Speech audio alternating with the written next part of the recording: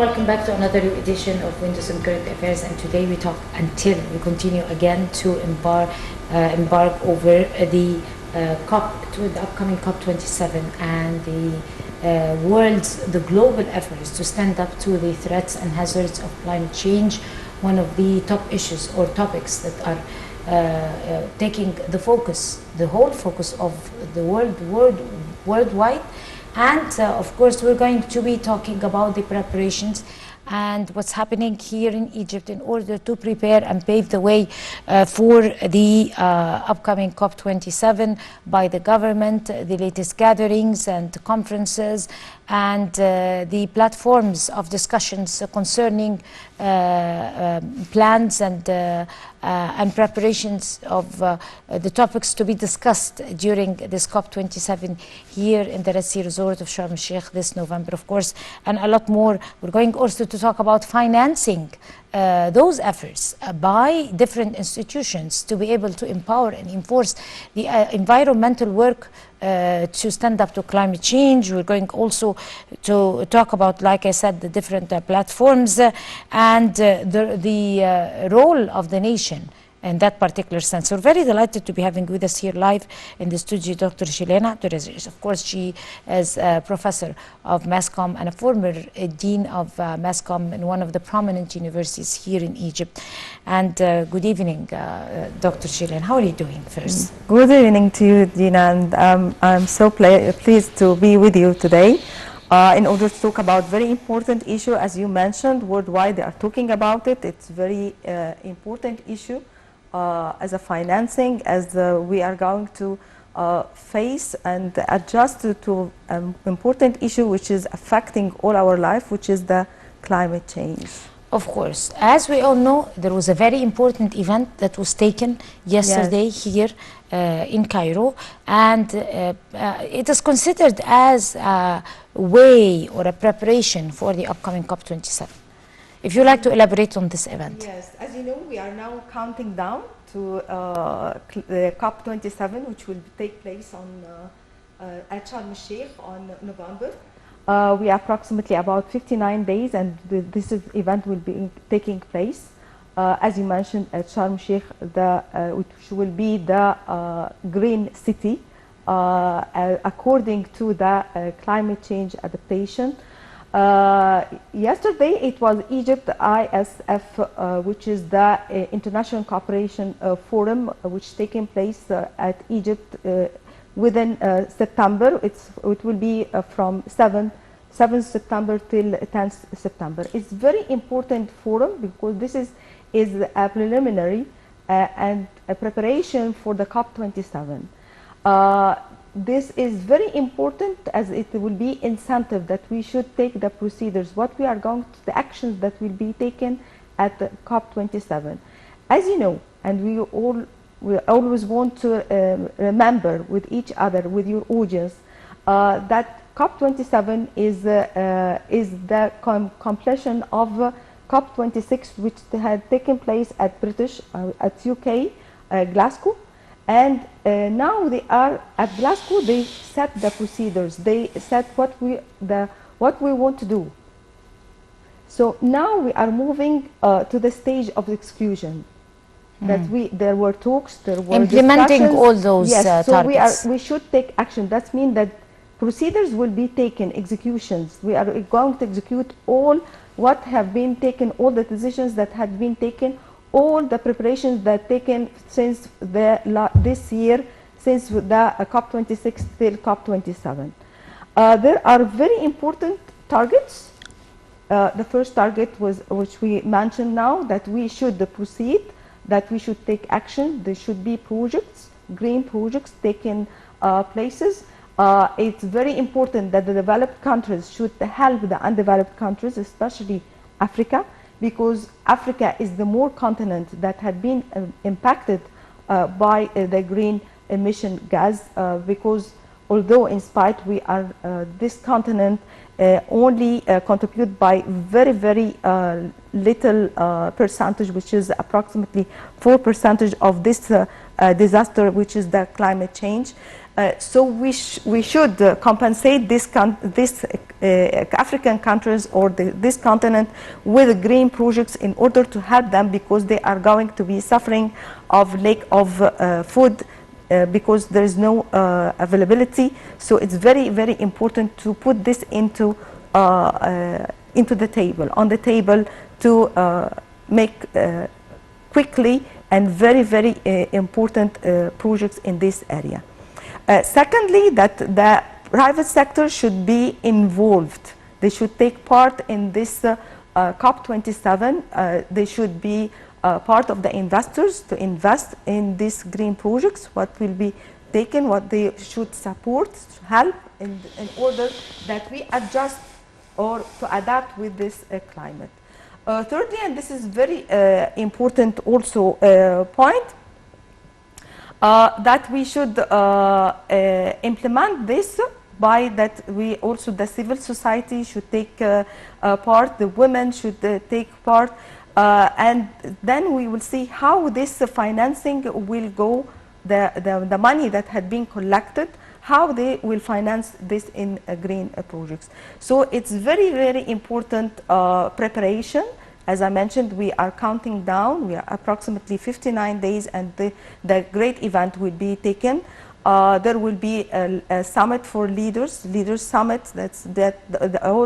All over the leaders all over the world will be attending. That we are going to be at the execution time.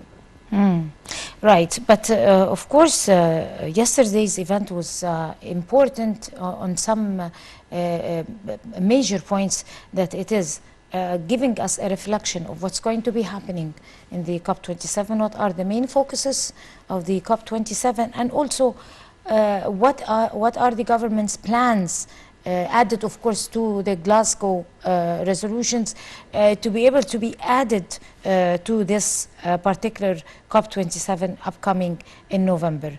They talked about the platform and also talked about governmental efforts that are collected together to be able to empower and enforce the private sector in order to push forward the green economy, the green projects, and the green transformation in general. They talked about very, very important fronts in yesterday's event. If you like to shed light over these fronts. One of the most important issues that also had been discussed yesterday, that we should complete the agreement, Paris Agreement, which had taken place 2015. Also, there was an agenda for the climate works should be implemented, should be completed, should be taken part within the COP27. As you know, at Glasgow, there was Nigel Topping. He was the climate pioneer for the climate taking place, for the COP26 that taking place in UK. Now, will be, he will give support to Dr. Mahmoud Mohideen. Dr. Mahmoud Mohideen, he is now will be the climate pioneer for the climate that will or the COP27 that will taking place. He is the representative for Egypt. As we want to let people remember who is Dr. Mahmoud Mohideen. He was one of the economists. He was one. He worked for the UN Special Envoy for the Sustainable Development, and he is one of the executive directors at IMF, International Monetary Fund. So he will be the coordinator for this. That means that he was one of the economists, one of the scholars in the thinking of how to manage projects, of the know-how of the project, and of course he has a great experts in the green projects and how we can manage that. So that means that we are talking really in investing. We are talking in investing, how we will invest, what are the projects that we should invest. Also, there was a green box or a green fund. This green fund were collecting money from all over the or from the developed countries They help in this project. They are going to help in this project, the financing of the green projects, and this had been established 2019. So also they will play a role as if they are going to make the balance between the decrease and the adapt to climate change. By means that if we want to, not all of a sudden we are going to reach zero carbon, for example. Okay, no, this will need to be decreased by, that's by 2050 we should have, or we should reach zero carbon in all the projects. So that means that they are going to take stages till we adapt with this climate change. To implement a plan that we are going to adapt by it until we reach zero carbon in all the projects, because in order that we are going to face a disaster if we do not do that, because of the drought, because of the rainfall, because of the, as you see, the firing in the forest firing, all these problems. Because of the endangered species, because of the usage of toxic substance and banned substance inside cities. Because of the industrial revolution. Of course, because of the economic greed, and because also of endangered species that are threatened by humans. You got the word, which we are going to boom with the green economic. The green economic would be on the table, will be on the execution stage, that we should boom with that, especially in Africa. Because there are raw materials, but at the same time they do not know how to make benefit of these raw materials, because this is a wealthy continent, and we can find solution for agriculture, find solution for a lot of problems that we are facing. So we should make incentive or make a benefit of this crisis. Let us also talk about how they reflected, or how they presented the current Egyptian efforts to empower and enforce the upcoming COP27, and what is exactly Egypt preparing to do as a surprise for the whole world during the upcoming conference. One of the surprises will be the green resort, Sharm el-Sheikh, as this will be all systems for lighting will be LED lighting. All the cafes, all the restaurants, all the workers at these areas are trained how to adapt with the climate change, how they are going to adapt with this green city. They are going to use the electric transportations, no more transportation with gas. There will be a layout with green areas. Everything they are going to use the solar as a way, or as a way of energy. So there they will find another resort. Although all of us, we know that Sharm el-Sheikh, due to me, is charm, of course, charm with the sea, because it's a magic place for all of us. But after that, when it will be a green city, that means it will be more charm for all of us. It will be a magic land, and we are going to, anyone who's going to spend days at Sharm el-Sheikh, they will not face any problem with their health or with the pollution. This will be a great surprise. Also, the preparation there for this event for the COP27, the preparation for how we are going to host our guests, the places, the areas. Also, there will be exhibitions for the products that we can make it for the individual, can make it and make of it small businesses or medium business. We are going to see a very magical area within the coming COP27. Also, we here, Egypt, as you know, we already launched the National Strategy for Climate Change, which had taken place on last May. Already we implemented, we started, all the concerned ministers worked with this national strategy, and they also started, we already started many projects. We have a Bambam, a planet for new energy, how we are going to produce new energy. We also have plans how we can extract ethanol from beet, for example, how we are going to make use of the thatch of the rice. Instead of burning it, we are going to use it to produce wood, artificial wood, instead of exporting it from abroad. No, we are going to instead of importing it from abroad, we are going to export this. So we have mega and medium and small projects that will help us to boom in investing, and we are going to start to not to have products internally. We are going to export to other countries. As you know, we already have the great Zohr field for natural gas. And as you know, due to the crisis of Ukraine and Russia, we are going, the European countries and also USA and all these countries are going to face a problem of warming. So we are going to help them by exporting to them natural gas.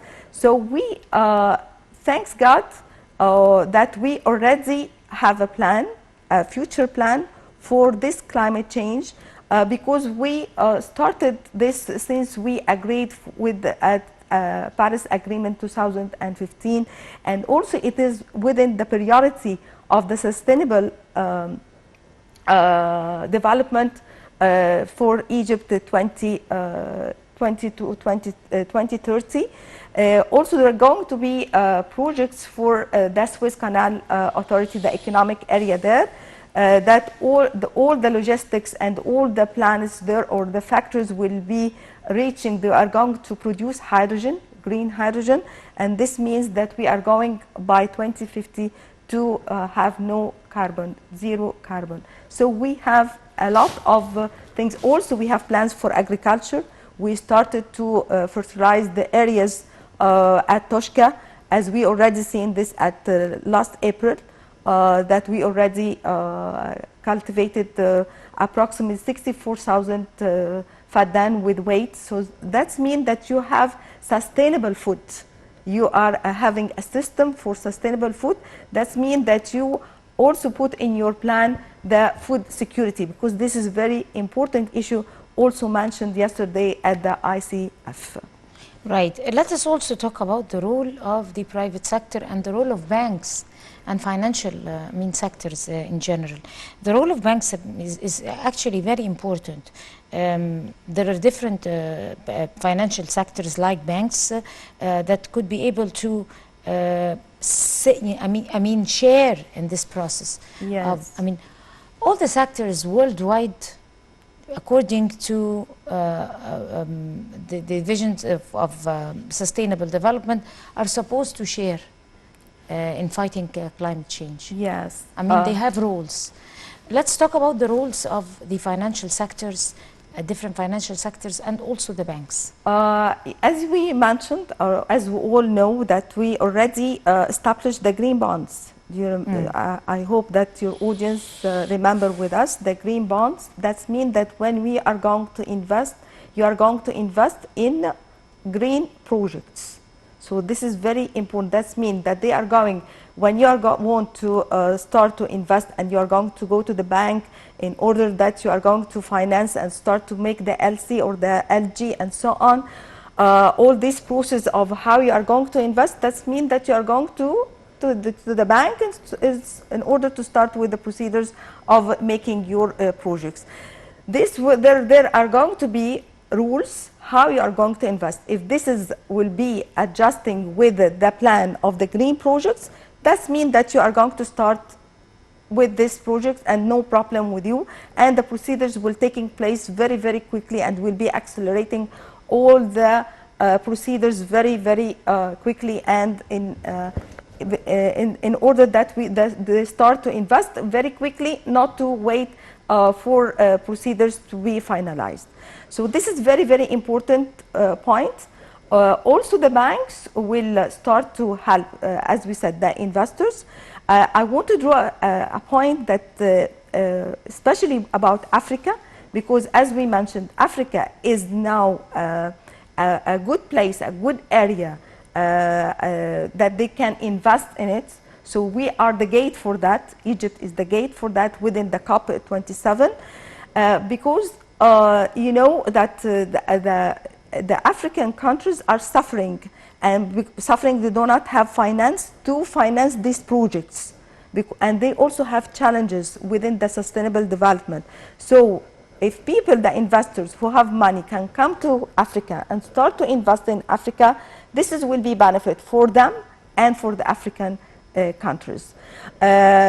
Also, because we have a lot of things are, it's a chain, as you know. We have the pandemic, the COVID-19, and also the problem between Ukraine and Russia. So this, in spite, there are miles between these countries, and although the COVID was covering all over the world or worldwide, but this affected African countries. And as you know, they have challenges, they have problems, they want also to develop, but unfortunately, because there are wars, there are different things, there are civil war, and so on and so on, this led these African countries are not able to challenge or to boom, to have their agenda for the sustainable development. That's why when they set their sustainable development, it was set to reach 2063.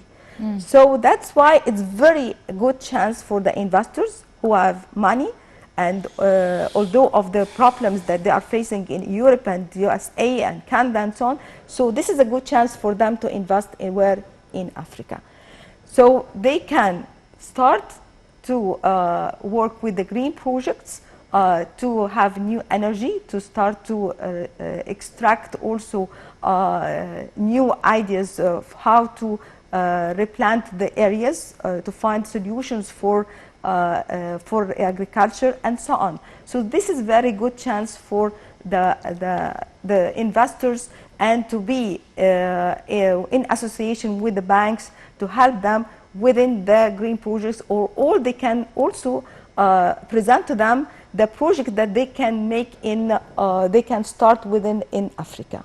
So it's very, very important part.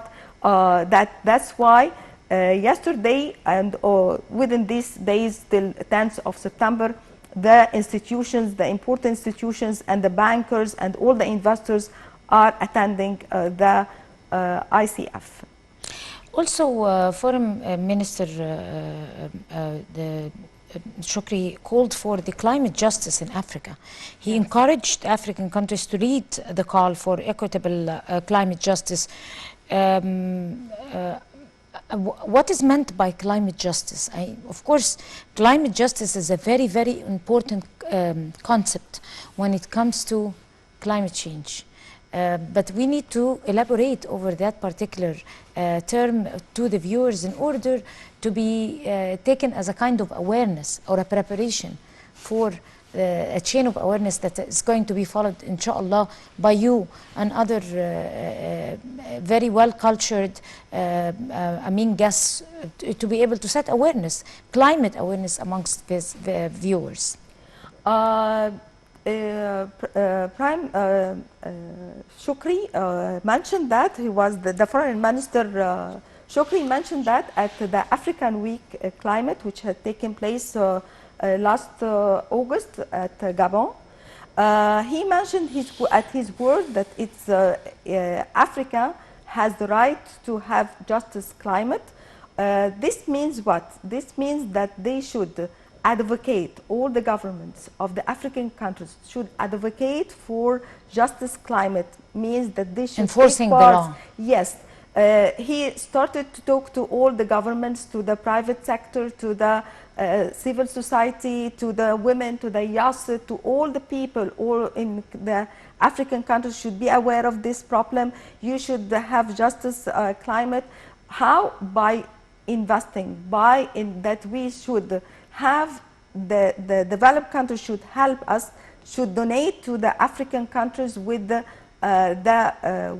money or what they promised for it, because they promised that they are going to help the African countries and President Sisi called for this, that they should give them approximately $100 billion As you know, that the African countries is losing between 5 to 15% domestic gross product annually. And in order to sustain and to have a justice climate, that means that between $140 billion to $300 billion annually they need to finance. And by 2050, they will need more than that. Maybe it will reach $560 billion. Because, as you know, they don't have projects, they don't have sufficient food, they are facing drought, they are facing rainfall, they are facing forest firing, and so on. So that means that the developed countries should come to COP27 and to put their mind that they should be concerned with the African countries, because they should have food security, they should have health, should be healthy, and so on and so on. So this is very, very important issue. As we mentioned, Egypt will be the voice of Africa. That's why President Sisi invited the president of African countries to come to attend the Leader Summit that will be taking place on 7th November at Sharm el-Sheikh. Right. We're going to go to a short break and we'll come to continue this very interesting chat with Dr. Gilan, so stay with us.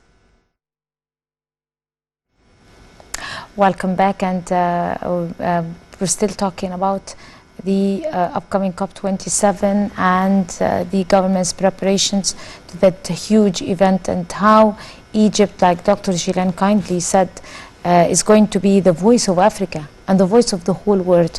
Dr. Gilan, you were just talking about how Egypt is standing at the forefront and taking the responsibility of enforcing and empowering and enforcing the law at the same time, and setting awareness in the whole of Africa concerning the climate changes. We don't want to skip that particular point to another point. We need also to elaborate over that it is a very, very important task. It's not an easy one. No, it's not easy. That's why all the cabinet or the ministers under the cabinet are taking, they are working hard on this. That's why Egypt started to boom in mega projects and medium projects, as we mentioned before the break. They are preparing that because they should Egypt should be presented well, very well, in front of all the world at COP27, that we are ready and we are capable to host all these countries in our country. We already are booming. We have the capability to make a green city. We already make projects in new energy. We are accelerating all the projects very quickly. We are enhancing the private sector to or to share or to associate with and cooperate with the government in all the projects, as well as the civil society, because we should all cooperate in hand in order to show that we are a great country. We are in the middle. We are in the heart of the global. We are in the center of Yes, we are in the center. That's why they are all focusing on us. The eyes will be on Egypt, how Egypt was able to reform economy, how Egypt, in spite of what happened on 2011, of the revolution and what happened due to the infrastructure and so on, but we were capable within 8 years since 2014, as the President Sisi was already ruling Egypt, till 2022, that we are booming in infrastructure. We are making the electric transportation. Also, we are making the capital administrative. which will now starting that to have the cabinet will maybe move there so early, or many ministers will move to there. The roads that we are now rebuilding, the roads, we are making links between our connections among all the governors of Egypt, that's within the Silk Road or the Medium Road and so on. This means that you are also helping to have a shortcut to Africa or shortcut to Gulf area or to Europe and so on. That means this will help in the trade internally and externally. This will help within that we can export. That means that you are facilitating the transportation, you are facilitating everything, you are making yourself so close to all the world. That's help for economy, helping in economy, because when you export, that means that you can gain foreign currency, and this foreign currency will help too much in your saving your money and so on. And this also will help us that we live in a kindly life, because this is one of the most important issues that human being.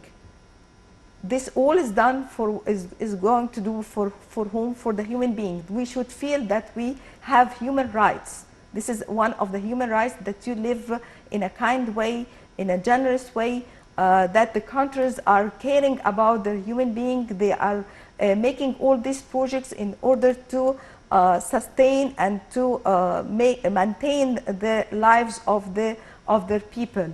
So that's why Egypt is booming in different projects, and these projects, all of them are making competition to each other in order that we be in the center of all the developed countries. How do you think have the climate change affected Africa badly? I mean, it has changed the lives, like you have hinted and pointed out to some specific losses, but how have it really affected the lives of African people, affected the venues, affected their economies, affected their agriculture? And let us also note that some of the reasons are by human hands also. Yes. Lack of awareness and some wrong practices and some violations of the environment and some disturbance to the ecosystem and some disrespect to the biological balance, like disrespect to the endangered species, like the hunting, for example, because Africa is all built on species. Yes. So if you like to focus also over this point. There are three words. Lack of wood, or reduction of water, and health. So these are three important issues. Lack of wood. Lack of water.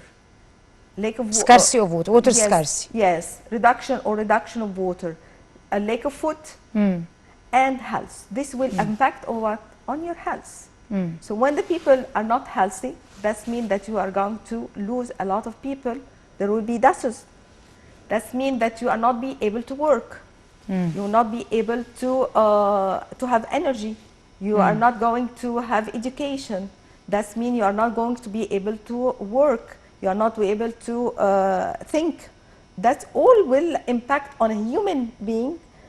As a human being, how we are here to live, to learn, to work, and then this will, when we going to work, we are going to earn money. That means we have families, we have societies, we have countries. Okay, if you don't have this, the most important three, that means you are going to overcome all this. You are going to vanish these human beings. There will not be human beings.